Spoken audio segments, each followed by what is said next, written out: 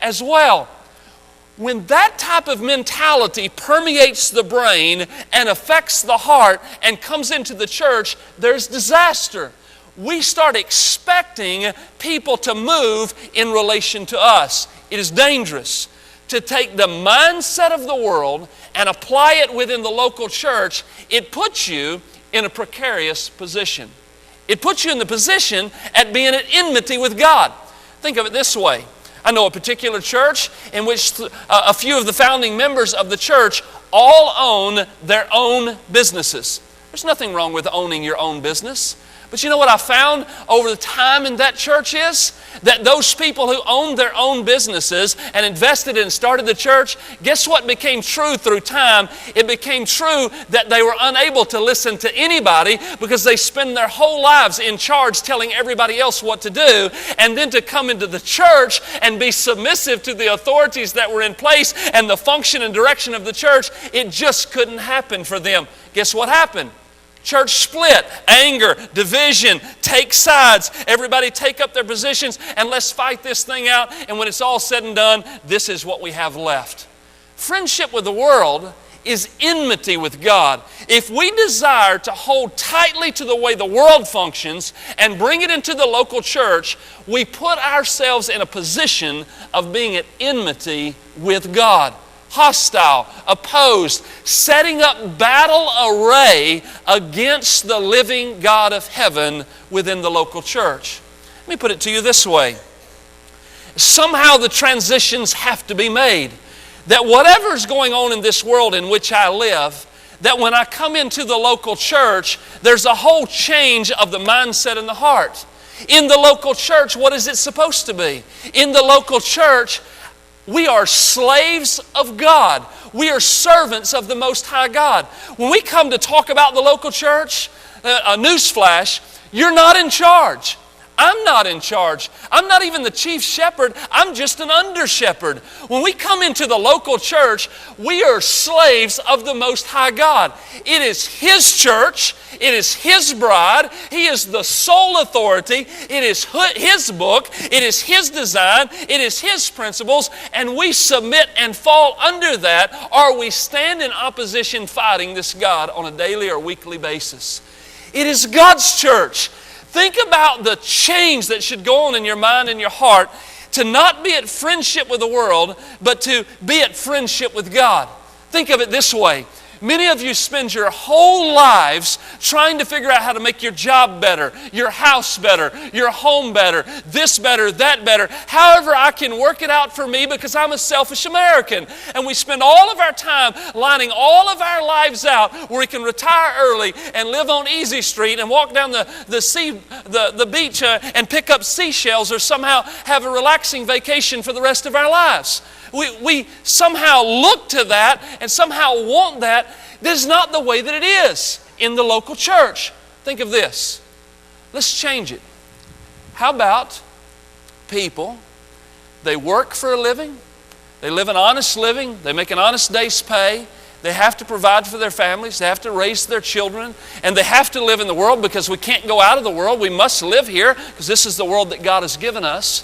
And we do those things, and we take joy in what we do, but we set our highest passions and pleasures within the local church. It's radical, is it not? That my highest pleasure, my highest urgency of zeal, my most intense interest for life are tied to the local church. Is that crazy? Is that just absolutely so crazy you think that I've fallen off a different planet? That somehow I would take all of my resources and my thoughts and I would say, how is it that I can serve the local church for the glory of God and for my good? That I would not invest my whole life in all that the world has to offer, but I'd invest it into the local church. Here's a novel concept. That somehow even in a local church like Briar, you'd say something like this. You know what? I just want to serve. I want to serve the Lord. Here goes the preacher to Medlin. Hey, you know what? I bet our church can't even afford lawn care. You know what? I think I'll just load my mower up and go mow the church for the glory of God. I won't even tell anybody I did it. I'll just go mow it. You know what? I'll just get up and I just go clean the church and dust the cobwebs just so I can find something to do for the local church. I'll get up in the morning and I'll go and I'll just hold the front door open where people can come in the front door and they don't even have to open it, just for the glory of God and for the good of His people. You know what I'll do? I'll just find a way. You know, every week I'll just wash all the dishes. When we eat, I'll just wash them all. I won't even ask nobody, and I'll never expect any thanks, and I'll just serve my local church because I want to be a friend of God more than I want to be a friend of the world. Say, preacher, come on. Look, I've been in the ministry a long time. People do extreme, radical things, more so than what I just mentioned, for the world. Dude, I'm telling you, people will dress up in their Speedos and run 26.2 miles just to say they did a marathon. There'll be people next week that'll put on their spandex and ride 100K at 2.5 hours in order to set a land speed record, and they'll train for 10 years to be able to do so, where they can win $300 if they get first prize. There are people who will do crazy things. They'll paint themselves green, stand in a stadium at 20 below zero to cheer on the Packers. People do radical things for the world. They will. They'll go crazy for the world. I mean, insane stuff. And think about it, in the world, if they go crazy for some type of team or some type of thing, if the whole team is a bunch of immoral perverts who somehow molest innocent children, if they'll knock a home run or make a touchdown next week, we'll still cheer for them. But in church, if somebody says something negative about me, I ain't never going back. Friendship with the world is enmity with God. Friendship with the world is totally opposed to the things of God. Look, we come to the church. It is a privilege. It is an honor. It is an exceeding joy that I would even be allowed to be a part of the church of the living God. That David would say something like this. He would say, I'd rather be a doorkeeper in the house of God than to dwell in the tents of wickedness any day. I was glad when they said to me, let us go to the house of the Lord. But this is not how we function as Americans. I was glad when I got free tickets. I was glad when I had 75,000 things to do outside of the church, and I come to church half dead and couldn't keep my eyes open because I've exhausted all of my energies in the world. And then I come into church and this moron's behind the pulpit preaching like the eternity's coming today. And it offended me. He's all passionate about all these things and thinking that everything revolves around the local church. Because it does. It is the only institution on the face of the planet that Christ will come to redeem and gather unto Himself. And the local church has become some kind of stepchild that is just put to the side like a little trinket. And I'll just put the church thing around my neck. I'll put the church thing on my t-shirt. But listen to me. I'm not going to sell myself out to serve the Lord in the local church because I have too many things going on in the world that have consumed my time, and I am too stinking tired to do anything for the local church. Isn't that what we pay other people to do? I'm just being honest. I'm being real. It's what we do. Look, I don't want to do nothing. Just bless me, sing kumbaya, give me a sermon, I'll put $1 in the plate, we'll call it good, we'll send you some money, and y'all do the work, but I don't have time for God, and I don't have time for the church. You just don't know how much of a sacrifice I made to give up this hour that I gave, and if you preach to 12:02, I'm really going to be irritated because March Madness is on. Friendship with the world is enmity with God. Whoever wishes or desires to be a friend of the world sets himself as an enemy of God. Can you imagine the sons of Korah? Can you imagine that day? You get over here, and we'll get over here, and we'll let God decide. And all of a sudden the earth splits open and swallows up Korah and all those with him and destroys them into eternity in hell. You really want to fight with God? You really want to take up arms with God and say, I've got a better way? Do you want to sing the theme song of hell? I did it my way? Look, you come to the end of the life. Maybe you could try it this way. You say, you know what, God? I don't want to be a friend of the world. I know enough to know this world's not going to last. I know in Peter, in chapter 3 of 2 Peter, this thing's going to be burned up and the works that are therein are all going to be destroyed. I know that my life is a vapor, here one day and then gone. I know according to the Old Testament, I'm just like the dew on the morning grass, here gone. I know that that's the brevity of my life. I know that. Here's what I'm going to do, God. I've got to eat.